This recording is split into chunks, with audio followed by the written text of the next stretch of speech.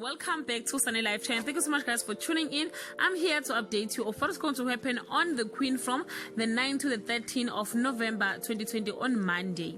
Vuyiswa does any and everything to avoid facing the truth of what happened to him. Brutus struggles with being in a relationship on Tuesday.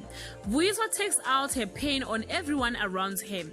Hector is determined to know who his daughter is dating on Wednesday. Georgina tried to convince Vuyiswa to lay a charge against her attacker. Jekyll plots to make a romantic move on a new addition to Corner House on Thursday. Hector clashes with Tando over a risky opportunity that he feels is too good to resist. Schumacher's mission to secure the good life is in full swing on Friday.